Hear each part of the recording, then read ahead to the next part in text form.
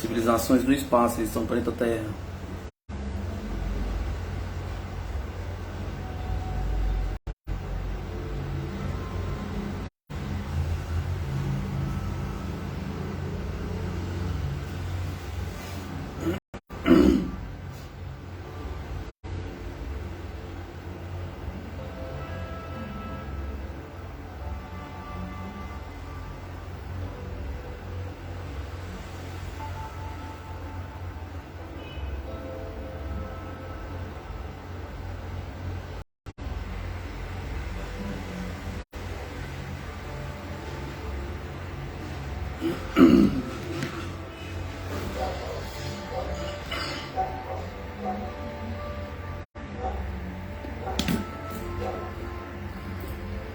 O caso dos anões extraterrestres de Vila Aricanduva, São Paulo, capital, resume alguns comentários prévios.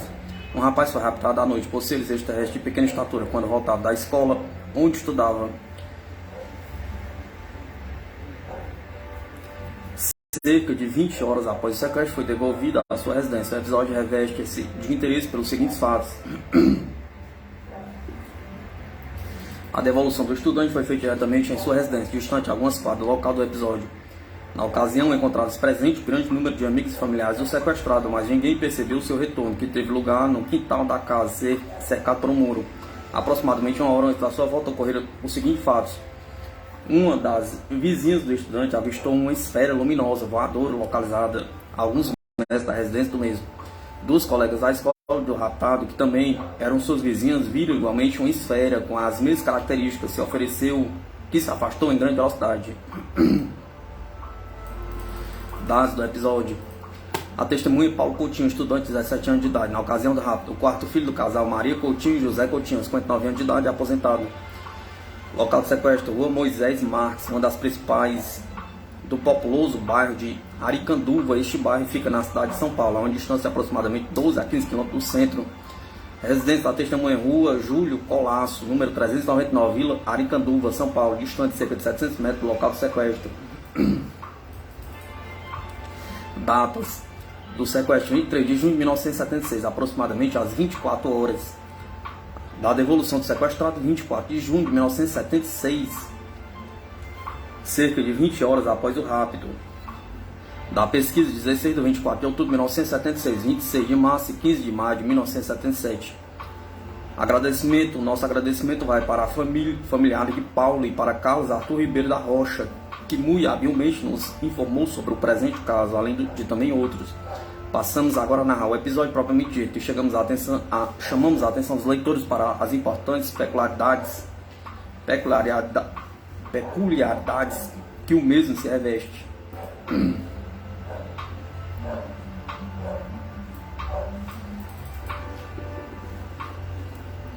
Posteriormente ao regresso do estudante, foi verificado que estava magnetizada a lapiseira que ele levava no bolso por ocasião do rapto.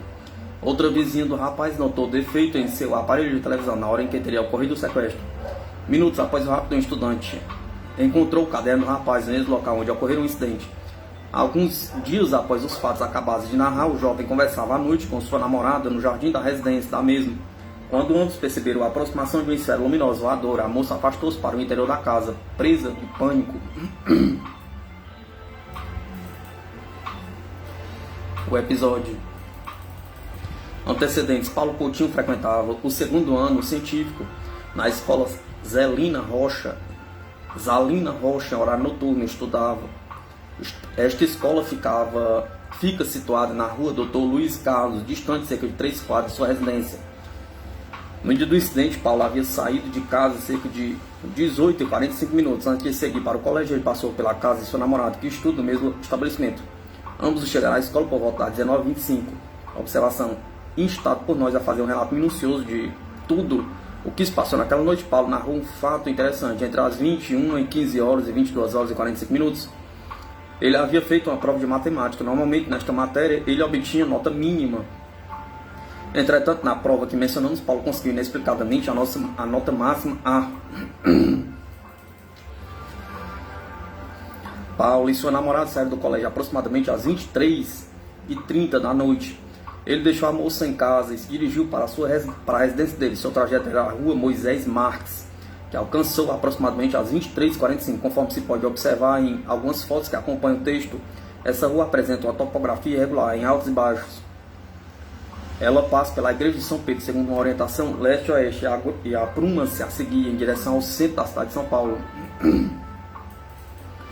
Observação: o Colégio Estadual de Vila Aricanduva, Seva, Zalina Rocha, situado na esquina das ruas Dr. Luiz Carlos e Professor Miguel Luciano, serve aproximadamente 2.000 alunos, oriundos não só daquele bairro, como também dos vizinhos Guilhermina, Arthur, Alvim, Matilde e Cidade Patriarca. Calcula Paulo haver deixado a escola às 23h30 em companhia da namorada, que deixou às 23h43 na esquina da rua onde a mesma residia. Isso foi confirmado posteriormente pela mãe da moça, que a aguardava naquele ponto, o que acrescentou que o encontro ocorrera a 1/4 para meia-noite, cronometrando-se o tempo que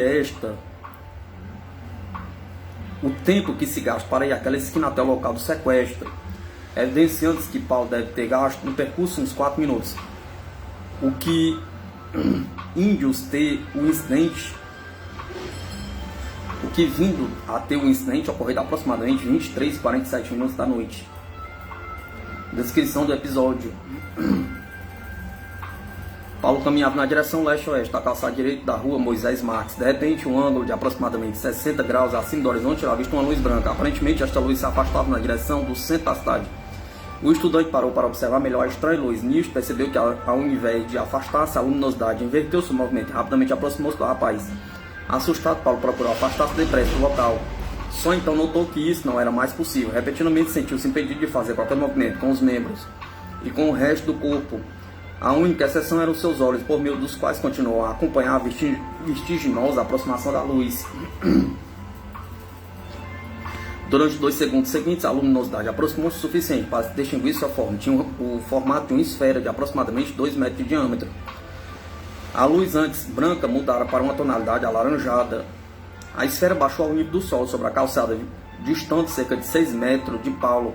O objeto luminoso ficou perto da murada, das casas e jardins. Mais tarde, Paulo se lembrou de que a luz da esfera iluminava um arbusto que se erguia a uns 60 centímetros acima do muro. Paulo acreditava que ficou imobilizado e observando o objeto por uns 2 ou 3 minutos. Gradualmente, a luz da esfera foi desaparecendo. Após o total desaparecimento, surgiu em lugar da esfera a figura de um indivíduo anão, com uma estatura aproximada de 90 centímetros. A sua cabeça era exageradamente grande, com cerca de 30 centímetros de diâmetro, ocupando quase 1/3 do volume do corpo. Os olhos mediam aproximadamente 3 centímetros de diâmetro, embora proporcionais ao tamanho da cabeça.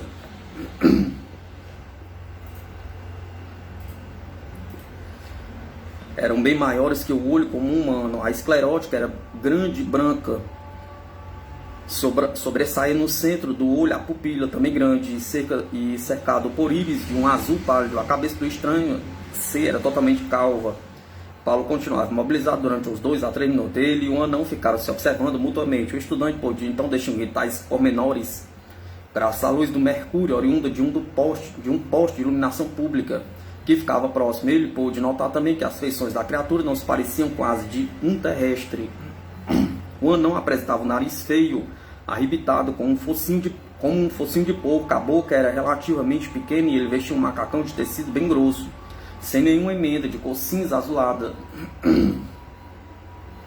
Em seguida, sem que ele pudesse achar uma explicação para o seu gesto, Paulo começou a movimentar-se na direção daquele ser. Prosseguiu até reduzir a distância entre ambos de 6 metros para apenas 50 centímetros. Depois colocou-se do lado esquerdo do ser, paralelamente a este. Nesta posição ele fica entre o anão e o muro. Paulo havia dado, portanto, uma volta de 180 centímetros com o corpo. Tudo isso ele percebeu apenas com os olhos, uma vez que se encontrava totalmente impedido de fazer outros movimentos, além dos descritos.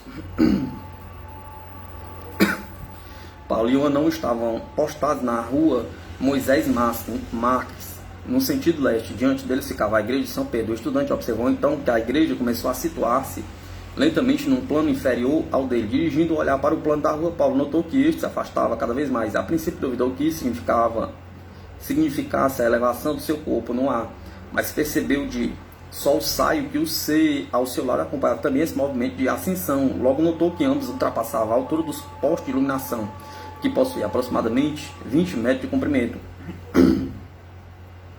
A elevação dos dois processou-se lentamente até alcançar uma altura de uns 30 metros. Isso aconteceu no intervalo de aproximadamente de 10 a 15 segundos. A seguir, a ascensão tomou um ritmo vertiginoso. Paulo notou isto porque viu a Terra distanciar-se dele em poucos segundos. O nosso planeta apresentou-se com a forma de um globo, com uma das metades preta e a outra azul.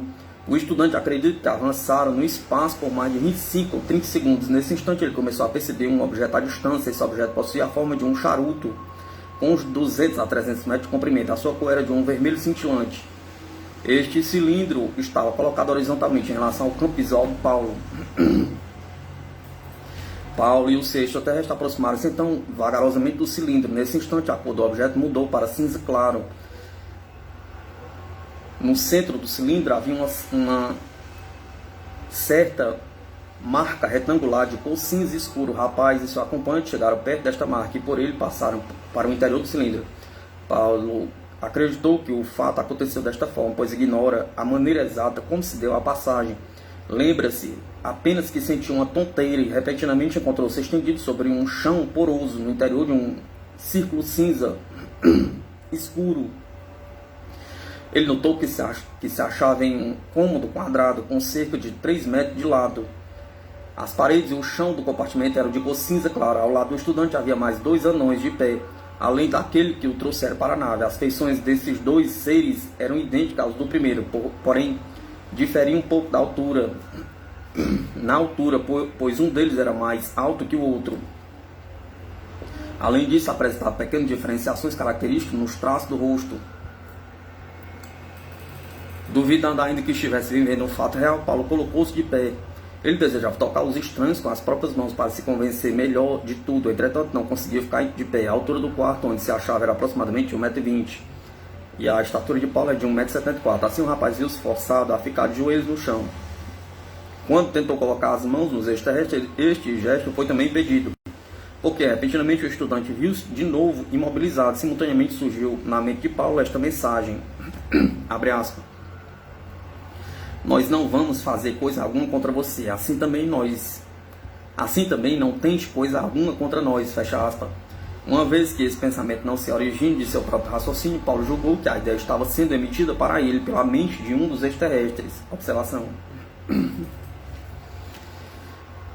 Paulo não fez referência em nenhum momento a qualquer aparelho nas mãos dos astronautas que se pudesse responsabilizar pela paralisação que sofreu, quer no interior da nave, quer ainda na Terra, na rua Moisés Marques, quando foi sequestrado. Nessas condições não podemos dar aos estudantes uma das explicações oferecidas em caso semelhante discutido, às vezes sob o título Efeitos Fisiológicos de Raios.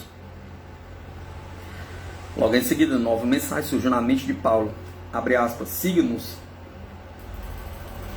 2 dos seres à sua frente dirigiram-se em direção a uma das paredes do quarto. Paulo acompanhou-os, tendo à sua direita o mesmo anão que o raptara. Os movimentos de Paulo agora haviam recuperado a liberdade. Contudo, enquanto os seres moviam-se com destreza, Paulo arrastava-se pesadamente de joelhos. Na parede em frente, repentinamente, a parte central desapareceu, deixando em vão um vão de aproximadamente 2 metros. Por esta abertura, todo o grupo atravessou para uma sala contígua. Esta sala era mais extensa que a anterior, também quadrada, apresentando cerca de 10 metros de lado. Entretanto, a altura era idêntica à do quarto. E como neste havia superfícies curvilíneas de encontro, concordância entre as paredes e entre estas e o teto. Não havia nesses locais as linhas retas usuais. A cor da abertura do chão e das paredes era conforme as do quarto. Nesta sala havia mais 6 criaturas. Tais seres apresentavam aspecto semelhante ao daquele que acompanhava Paulo. Ao todo havia agora 9 tripulantes, conforme o estudante notou. Um dos tripulantes estava encostado à parede de tal modo que à sua direita ficava a abertura por onde o grupo havia penetrado. Este ser tinha uma das mãos colocadas numa saliência da parede. Com o desenrolar dos acontecimentos, Paulo interpretou que esta saliência seria um posto de comunicação interna com outros compartimentos da nave. O estudante arrastou-se em direção à parede oposta, que lhe servira de passagem. Quando faltava cerca de 2 metros para chegar até a mesma, recebeu ordem telepática para permanecer onde estava. Obedeceu a ordem e sentou-se para mais bem se acomodar. Paulo achou esta sala arejada, isto porque sentiu o frio do suor que lhe corria pelo rosto e pelo corpo,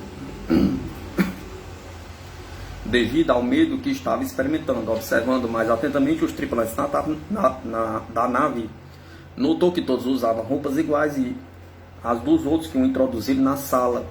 Todos vestiam macacões de um tecido cinza azulado, fechado no pescoço e nos punhos. Usavam sapatos de cor prateada, com sola inteiriça, lisa, grossa e bicuda. Entretanto, o tamanho dos calçados, de aproximadamente 27 centímetros de comprimento, era desproporcional em relação à reduzida altura dos anões, cerca de 90 centímetros. Contudo, os 5 dedos visíveis das mãos eram de dimensões bem proporcionais em relação aos corpos. Todos os tripulantes eram calvos, à semelhança dos anteriores.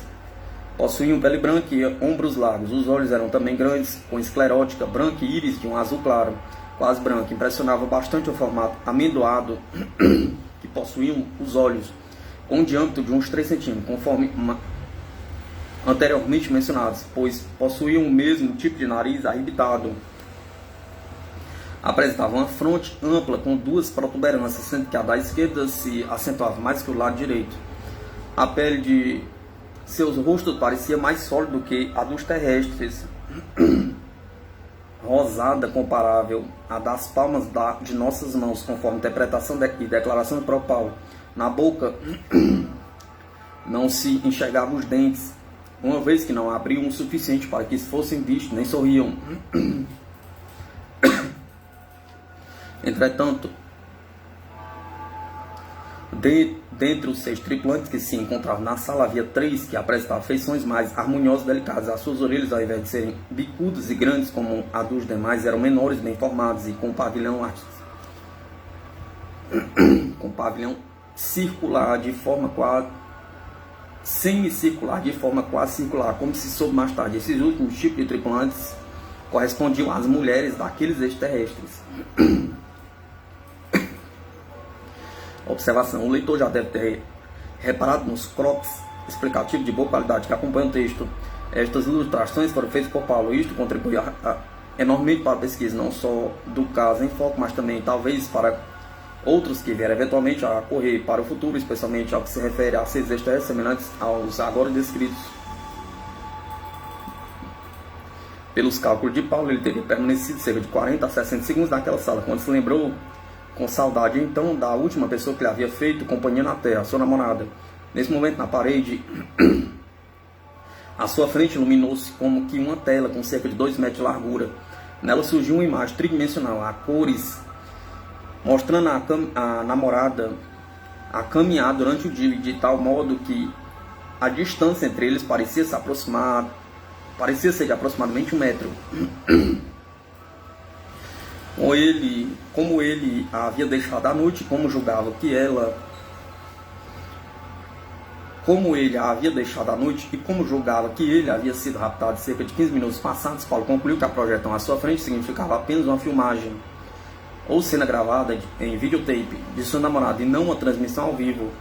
Em seguida, viu ainda na mesma tela 2 colegas seus do colégio que estavam de motocicleta. As cenas passavam também durante o dia. Os 2 rapazes perseguiam nas ruas um balão de festa junina. Reconheceu no quadro uma rua que ficava perto da sua casa. Paulo irritou-se por ver os amigos a se divertirem ao invés de estarem à sua procura.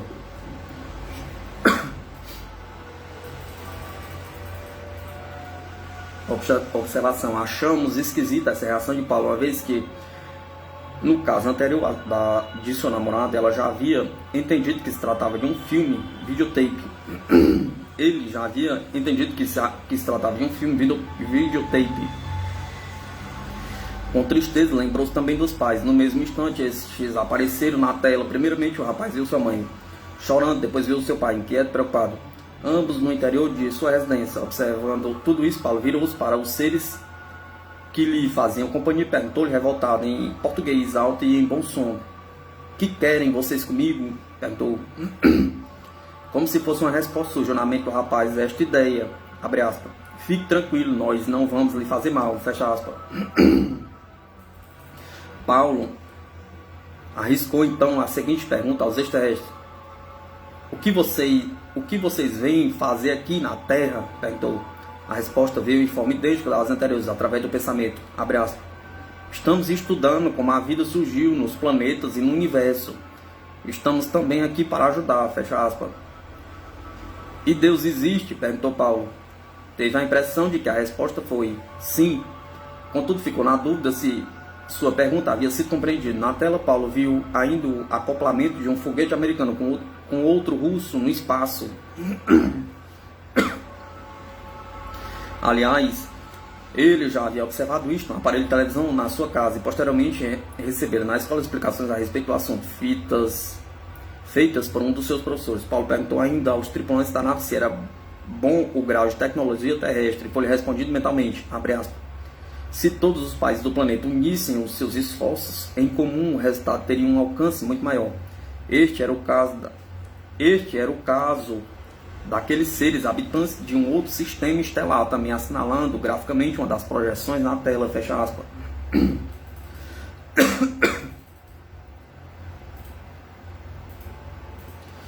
Paulo pediu então para ver a Terra. De imediato, o nosso planeta apareceu com um diâmetro de uns 50 centímetros, uma tonalidade azul, com uma faixa preta colocada agora do lado direito.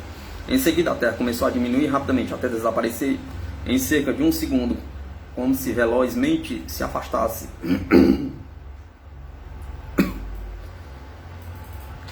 Na ocasião, Paulo se lembrou de ter visto no aparelho de televisão de sua casa um filme de ficção chamado Perdidos no Espaço. Perguntou então ao seu cicerone se eles também empregavam robôs como os que vira no filme. A resposta foi não, mas que os seres que acabava de conhecer eram preparados, cada um cuidadosamente, para uma tarefa específica, a qual desempenhariam mais tarde. Assim, para se criar um ser novo, tanto a mulher como o homem, havia uma parte genética necessária em um laboratório constituído especialmente para tal finalidade. A nova criatura seria então criada e preparada nesse laboratório para suas tarefas. Todas essas explicações mentais transmitidas a Paulo eram simultaneamente acompanhadas de projeções explicativas no vídeo. Dessa maneira, ele foi também chamando a atenção para as diferenças existentes entre os homens e as mulheres daquela raça extraterrestre. O próprio guia que o acompanhava assegurou que ele mesmo havia sido preparado para uma tarefa de comunicação com outros seres. Naquele momento ele estava, portanto, exercendo sua tarefa junto a Paulo.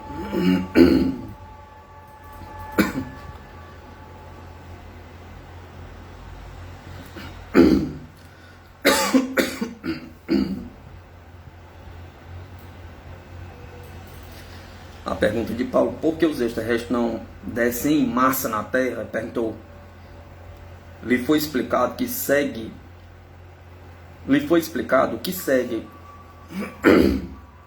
Abre aspas.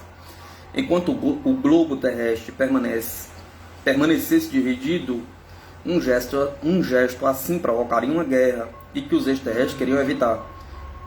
Poderiam descer em massa para ajudar, mas somente quando a Terra fosse uma única unidade, porque não queria se envolver em facções. Existe ainda milhões de planetas com vida, onde faziam também suas pesquisas, fecha aspas.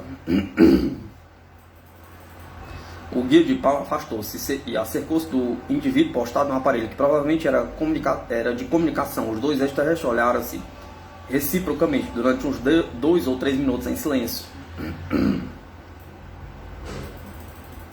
Em seguida, um ser que era guia de Paulo colocou a palma da mão no aparelho da parede. Depois olhou para uma das 3 moças extraterrestres presentes. Ele voltou-se e encarou o seu interlocutor mental. Depois encaminhou-se para a parede oposta, onde se abriu uma passagem com largura de 1 metro aproximadamente. Por esta abertura percebiam-se, aliás, um corredor banhado de uma luminosidade avermelhada.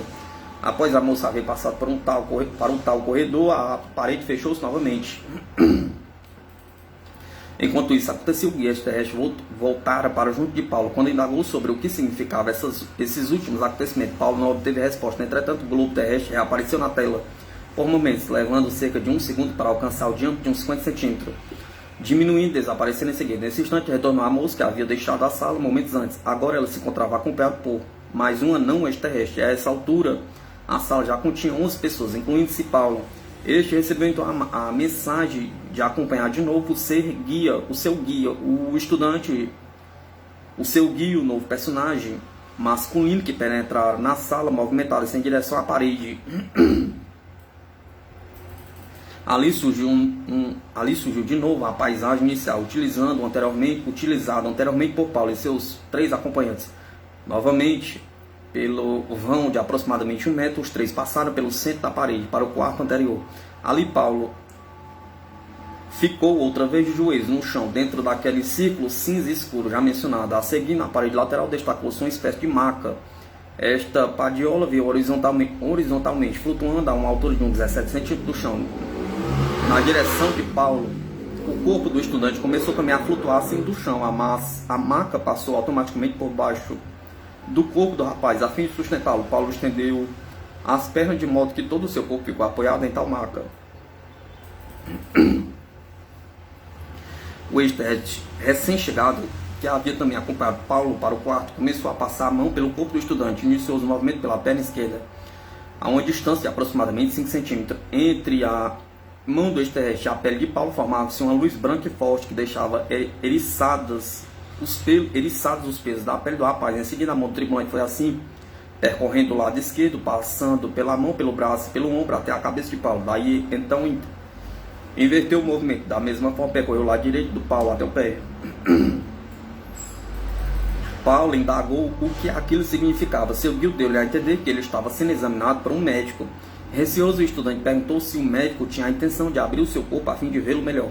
Foi-lhe respondido que isto não seria necessário, pois o funcionamento do seu organismo podia ser observado, independente de qualquer incisão no corpo. Caso o desejasse, até mesmo intervenção cirúrgica se realizaria sem que fosse preciso haver corte. Depois do exame médico, a maca afastou-se, retornando para o seu lugar na parede. O corpo de Paulo ficou novamente de joelhos, apoiado no chão. O médico retirou-se do quarto, deixando o estudante sozinho com seu guia. Em seguida, Paulo sentiu uma forte pressão vinda de todos os lados, como se o estivessem esmagando. Logo em seguida, viu-se projetado para fora do quarto e também para o exterior da nave, lado a lado com o seu guia. O rapaz flutuou no espaço. Ambos passaram por cima do objeto voador em forma de charuto, no que demoraram cerca de 4 a 5 segundos, de acordo com os cálculos de Paulo. O estudante informou ainda que naquele instante sentiu-se tonto e sua visão tornou-se embaraçada. Foi tomado por um forte enjoo e viu ainda um turbilhão de luzes. Do que aconteceu depois ele nada mais se lembra. Observação: segundo admitiu Paulo em suas declarações a respeito de sua viagem de regresso à Terra, ele achou que ficou em estado inconsciente ou de amnésia. De acordo com a sua impressão, na viagem de ida teria sido gastos apenas alguns minutos. Entretanto, conforme foi apurado, ele passou na realidade 20 horas fora de seu habitat. Como o leitor verá mais adiante, como uma das hipóteses viáveis, talvez que Paulo tenha passado por o chamado fenômeno de contração do tempo, como consequência da alta velocidade em que estivesse viajando pelo espaço, tendo em vista uma possibilidade apontada pela teoria da relatividade de Einstein. O artigo Considerações sobre o problema da dilatação do tempo, de autoria do engenheiro Arnold Ende. Isso explicaria por que Paulo, havendo se separado de sua namorada à noite, reviu-se na tela do veículo interplanetário durante o dia, passeando. Se os poucos segundos da viagem de ida correspondem a umas 9 horas e a de volta igual tempo, faltariam somente umas 2 horas de permanência dentro da nave para que se completasse um total de 20 horas, tempo durante o qual Paulo esteve ausente da Terra. Talvez que essas 2 horas que Paulo gastou no interior da nave correspondessem a igual fluxo do tempo na Terra. Também poderíamos admitir que a viagem se tivesse realizado realmente há alguns minutos, o que a contração do tempo tivesse ocorrido no período em que Paulo esteve dentro da nave.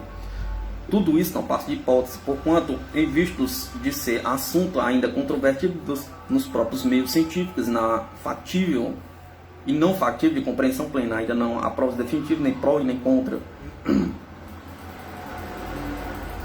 Não havendo Paulo regressado na noite de São João, isso foi a princípio interpretado pelos pais como uma possível participação do rapaz numa das festas juninas.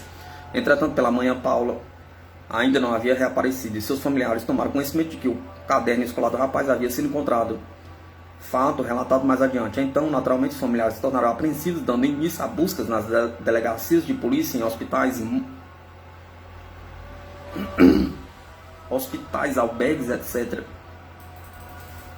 Uma das filhas do senhor José, casada com um elemento pertencente ao Departamento de Segurança do Estado de São Paulo, participando na dor da família, aquele senhor providenciou o envio de um telex às 19 horas da Delegacia de Polícia e Ordem Social DOPS de São Paulo. Encontra-se desaparecido Paulo Coutinho, filho de José Alves Coutinho e Dona Maria Carmen Barbosa, com aproximadamente 17 anos de idade, trajando calça li com blusa branca. Solicitamos a colaboração de todos os órgãos na busca. Assim foi mobilizado todo o círculo de familiares e amigos de Paulo, que possui gênio agradável e é querido por todos. Portanto, não é de admirar que naquela noite cerca de 40 pessoas estivessem presentes na residência do estudante. Alguns encontravam-se no interior da casa, debatendo a situação. Outros estavam reunidos no jardim e no portão da entrada, juntamente com os vizinhos e curiosos. A sogra da filha do senhor José encontrava-se dentro da casa de Paulo aproximadamente às 20 horas. A senhora perguntou às demais pessoas se não teria ouvido uma espécie de gemido, como um ai ou pai. Imediatamente isto foi confirmado pela mãe de Paulo, que escutara a voz do filho vindo de fora da casa, chamando por ela, mãe. No mesmo instante, o senhor José, que se encontrava na cozinha, julgou também ter ouvido os gemidos. Imediatamente correu para fora de casa. No final do corredor externo, deparou com Paulo estendido no chão, debruçado com o rosto voltado para o último degrau do piso.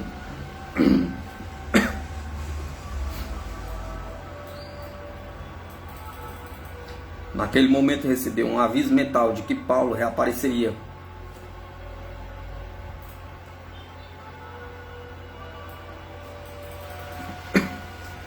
Observação: não há também explicação para o modo como reapareceu Paulo estendido no piso de um degrau nos fundos da casa, em um corredor externo que leva ao quintal e uma horta.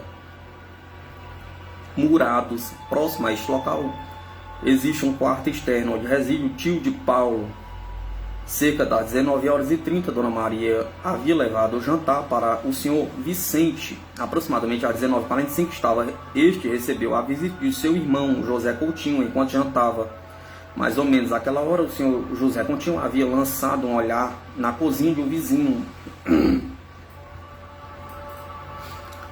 Por cima do muro que cerca um pequeno quintal e horta dos fundos da casa, conforme informou logo em seguida a sua esposa,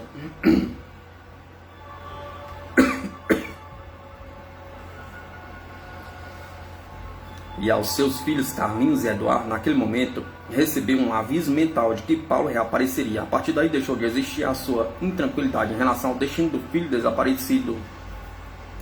Também não encontramos explicação dentro da nossa lógica terrestre para o fato de haver tanta gente na casa, inclusive na parte externa, e ninguém ter percebido o momento em que Paulo chegou.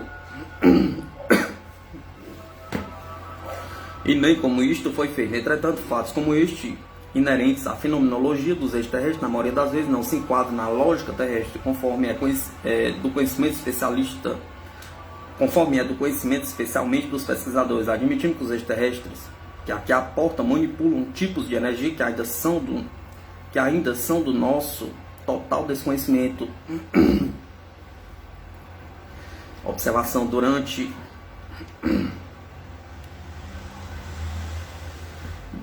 ainda a confecção da impressão deste boletim, recebemos a missiva do senhor José Coutinho, datado de 3 de 1 de 78. Nessa carta ele fala sobre nossas dúvidas com respeito à maneira do reaparecimento do seu filho Paulo.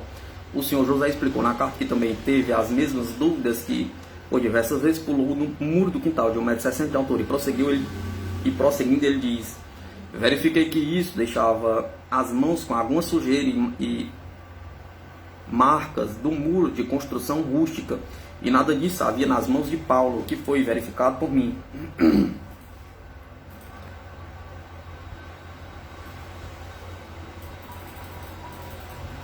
Também que nas condições em que ele, Paulo, se encontrava, sem fala, semi-desmaiado, não tinha condição de pular o referido muro.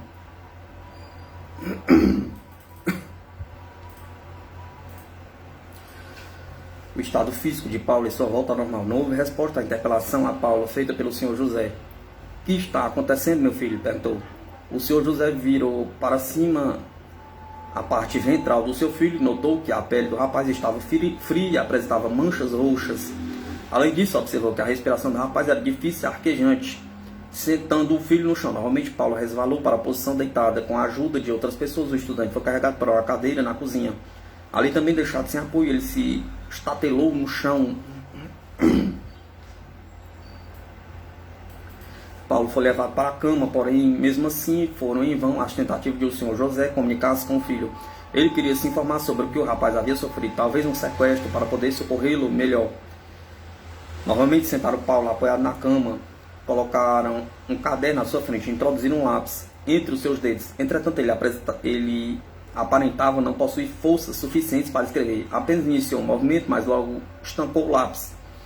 Uma das moças presentes deu a ideia de segurar-lhe a mão e empurrá-la no papel, para facilitar a Paulo alguma comunicação possível. Desta maneira, o estudante chegou a rabiscar no caderno estas palavras: meu corpo formigando. Observação: mais tarde, Paulo explicou a seu pai que, embora ouvisse as vozes ao seu redor, encontrava-se aleado, não possuindo forças para reagir ou responder. Durante aqueles acontecimentos, o senhor José, por curiosidade, consultou o relógio que Paulo portava no pulso. Verificou que estava funcionando e indicava a hora certa. Enquanto isso, Dona Maria inspecionou a roupa do rapaz. Nas dobras das mesmas, ele notou um pó preto retido. Logo depois de chegar alguns policiais que se prontificaram a levar Paulo ao pronto-socorro municipal de Tatuapé. Lá ele poderia receber um tratamento médico para melhorar o seu estado físico. Na ocasião, Dona Maria perguntou aos policiais se poderiam mudar a roupa do filho, a fim de levar a que ele tinha no corpo. Os policiais responderam afirmativamente. Já no pronto-socorro, sobre o tratamento médico, o estado de consciência de Paulo começou a experimentar melhoras. Alguns funcionários que para satisfazer a sua curiosidade acerca dos rumores que ocorriam sobre o episódio, aproximaram-se de Paulo, querendo saber pormenores. Ao mesmo tempo, eles comentavam jocosamente. Acontece cada caso nos pronto-socorros. Paulo, que já demonstrava melhoras em seu estado físico, respondeu aborrecido a tais funcionários: a vocês não interessa a minha história, só ao meu pai e à minha mãe. Eles se interessaram por minha história porque acreditam nela. O pai de Paulo perguntou ao médico sobre a causa do estranho estado em que se encontrava o rapaz. Por seu turno, o médico também queria saber o mesmo. Ele julgou que devia haver como causa algum traumatismo psicológico. Naturalmente, o senhor José nada sabia informar sobre a razão de Paulo ter estado por 20 horas desaparecido. O estudante perguntou ainda ao médico se poderia alimentar-se, pois começava a sentir fome. No retorno à sua residência, Paulo apoiava-se em outras pessoas ao sair do automóvel, pois ainda se sentia fraco.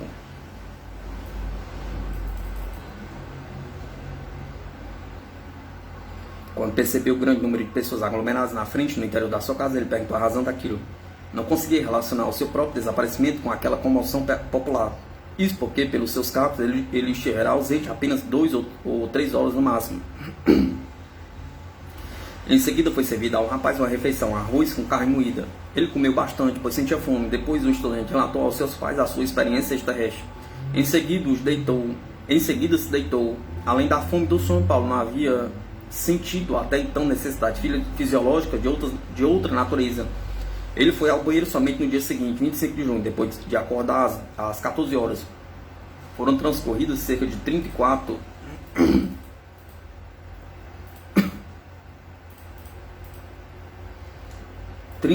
horas a partir do sequestro, sem que ele tivesse disto precisado. Observação: é possível que talvez para o organismo de Paulo tudo se tenha passado como que durante um intervalo de 2 ou 3 horas. Nesse dia 25 de julho, sentia-se um pouco fraco ainda, com dores no joelho e nas costas. Ele atribui isto às suas andanças de joelho, em posição incômoda, no interior daquelas salas da nave, de pequena altura. A seguir, ele saiu com os agentes de segurança desde as 8 horas da manhã. Esses agentes estavam aguardando o despertar de Paulo para levá-lo a prestar declarações a respeito do seu desaparecimento de 20 horas de duração. O estudante encontrou um tratamento muito correto por parte da segurança política. Como lhe pareceu, existiam pessoas que estavam bem a par do assunto dos extraterrestres. Na volta para casa, Paulo perguntou pela roupa com a qual estava durante o sequestro. Foi-lhe informado então que tal roupa já havia sido lavada. Embora ostentasse certo nervosismo, Paulo teimou em ir a uma festa naquela noite, 25 de 6 de 76. Com esse gesto, ele queria demonstrar sua integridade física e acalmar seus pais preocupados. Entretanto, seu estado nervoso durou ainda 3 dias após sua volta do sequestro.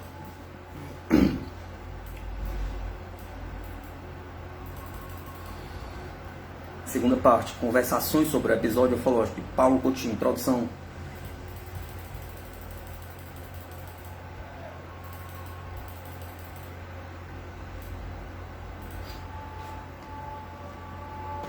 Terminar essa parte depois, que é muito longa.